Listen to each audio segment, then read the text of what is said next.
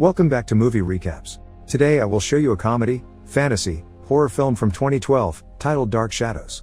Spoilers ahead. Watch out and take care. In the year 1760, the Collins family leaves Liverpool and sails to Maine in New England to expand the family empire. They start an incredibly successful fishing business that allows them to establish the town of Collinsport and their own grand estate, Collinwood.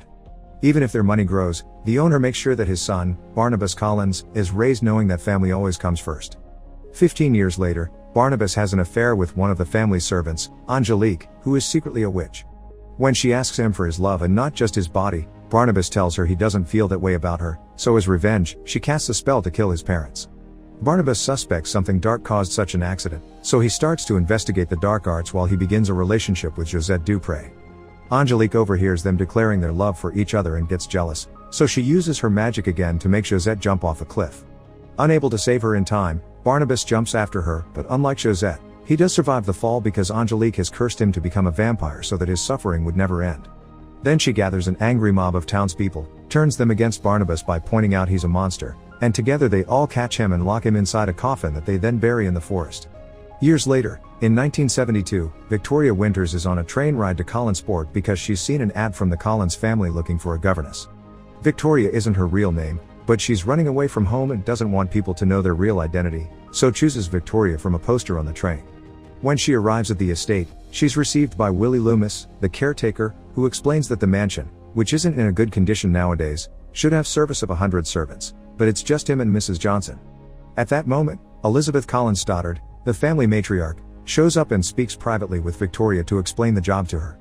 After mentioning that it's just 7 people in the house including the employees and that there are areas of the mansion they don't even use anymore, Elizabeth asks her some questions that Victoria answers with a healthy amount of sass, which Elizabeth appreciates and makes her accept hiring her. Later at dinner, Victoria meets the rest of the family. There is Elizabeth's brother Roger Collins, who is a loafer, Elizabeth's teen daughter Carolyn Stoddard, who is going through a rebellious phase, Roger's son David Collins, who isn't doing well since his mother died when he was 5 and thinks he can see her ghost, and Dr. Julia Hoffman, a psychiatrist hired to deal with David's issues but spends most of her time drunk.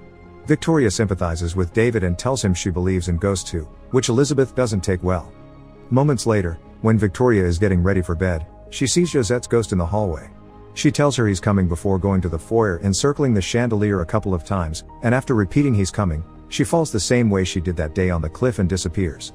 Meanwhile, in the forest, a construction crew building a McDonald's is doing some digging and finds Barnabas' coffin. They open it to see what is inside, and now that he is free, Barnabas proceeds to feed on every single worker, apologizing for his decades-old hunger. Afterward, he makes his way to the mansion on foot, observing and getting confused by all the technology and modern clothing on the way while covered in blood. When he makes it to the estate, he finds Willie in the garden and hypnotizes him with his vampire powers to give him the information he needs. He also asks him to clean him up before taking him inside.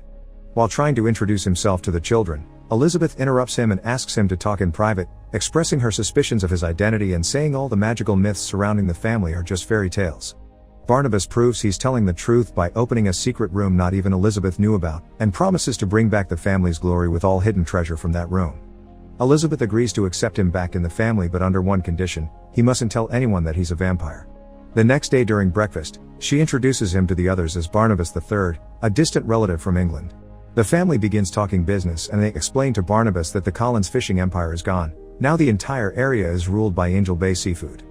At that moment, Victoria enters the room, and Barnabas can't help flirting with her because she looks so much like Josette. Back in town, Angelique is still alive under the name Angie Bouchard, and she is now the powerful founder and CEO of Angel Bay Seafood. When her employees tell her about the accident in the forest, she goes there to see it with her own eyes and is shocked to find the open coffin. Not wasting any time, she quickly drives to Collinwood, where she exchanges some insults with Elizabeth before Barnabas takes her away to talk in private. As soon as he closes the door behind him, Angelique kisses him then tells him Collinsport is now her Angel Bay, thanks to the fishing business she started on purpose to ruin the Collins. The townspeople respect her as their leader while they've forgotten all about him, so nobody is going to believe him anyway. After Angelique leaves, Barnabas expresses his worries to Elizabeth, who reminds him that no matter what happened to him in the past, he always fought on with such a determination that they had to put him away in a box. His family needs him now, so he should fight on in the present too.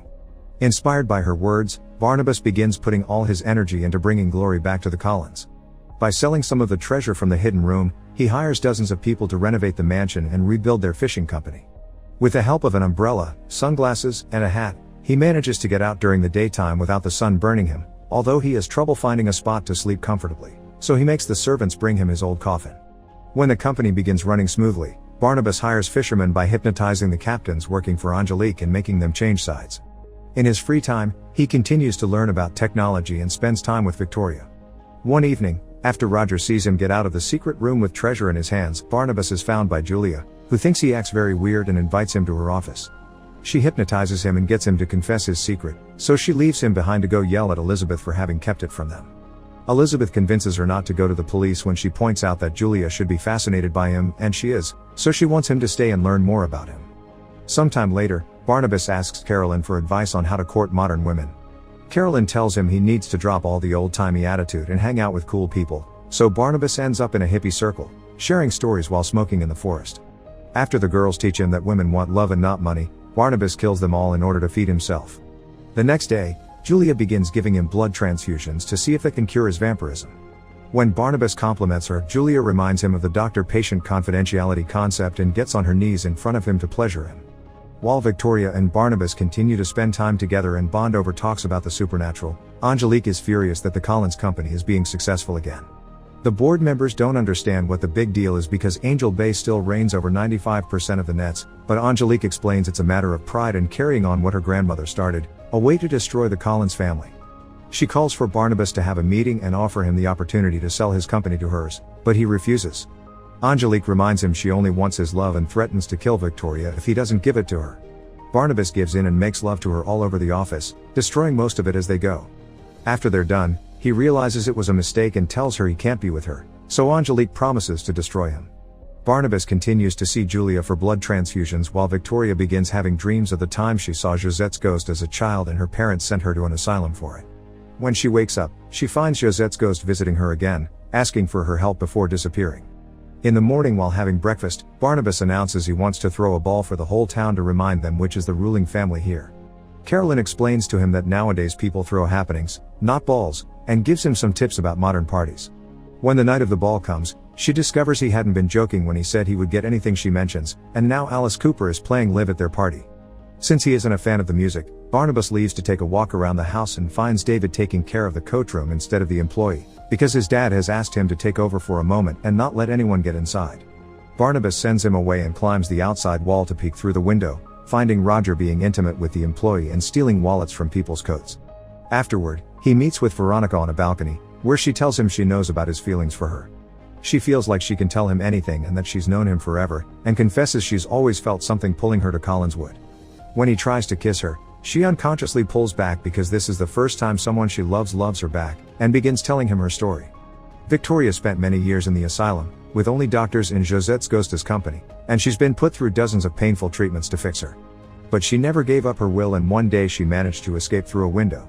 While searching for somewhere to go, Josette pointed at the governess ad in the newspaper, and she knew what she had to do. She feels at home at Collinswood and she's developed feelings for Barnabas too, which she expresses by finally kissing him. This is seen by Angelique, who just arrived at the party, and now she's furious. The next day, Barnabas goes to see Julia to double the efforts on making him human so he can be with Victoria, only to find her transfusing his vampire blood into her body. She has never been interested in him becoming human, she only wants to make herself immortal. As punishment for breaking the family's trust, she bites her and kills her, not noticing her fangs growing. Then he asks Willie to take him on the boat to the middle of the sea to drop her body there with a brick. Next, he finds Roger trying to access the secret room with the treasure, so he decides to give him a choice. He can start becoming a better dad to David, or he can take some money Barnabas will give him and leave to never be seen again. Roger chooses the money and leaves the estate, destroying David's heart. When the kid runs back to his room, he almost gets hit by the disco ball while he is disconnecting from the ceiling, so Barnabas uses his super speed to save him and ends up under the sun, which begins lighting him on fire. Now the whole family knows his secret, and David and Victoria run away from him in disgust. Getting desperate, Barnabas goes to see Angelique, who refuses to remove the curse and gets him to admit he killed Julia. She then makes a proposal: they can rule the fishing empire together as partners and lovers, or she'll put him back in the box. Barnabas tells her to go to hell and tries to leave, but her employees are waiting on the other side of the door with a coffin that Angelique pushes him into. After closing it with chains, they put it in a van and drive to the cemetery, but only after Angelique uses a spell to make the Collins Company building explode. The coffin is abandoned in a mausoleum, only to be found by David some moments later, who learned about Barnabas being in danger because the ghost of his mother told him. Back in town, people are watching how the police and the firemen are taking care of the fire. Angelique shows up and plays a recording of Barnabas admitting he killed Julia, using it to rally the town against the Collins. The angry mob, together with the cops and Angelique, arrive at Collinswood right after Barnabas gets there too, and he's willing to confess if they don't do anything to his family but take Angelique with him as well. The sheriff tries to shoot Barnabas, but obviously it does nothing to him, so he proceeds to bite Angelique and make her skin crack in order to show she's a monster too. As the sheriff sends all the people away, Barnabas begins fighting against Angelique with the help of Elizabeth's shotgun and Carolyn, who reveals to be a werewolf. Sadly, they prove to be no match for a witch's powers, especially when Angelique enchants the house to attack its own family.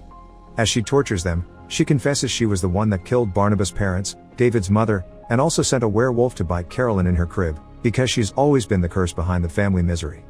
David shows up then and sends his mother's ghost against Angelique, throwing her across the room and making her crash against the chandelier, which drops to the floor and kills her.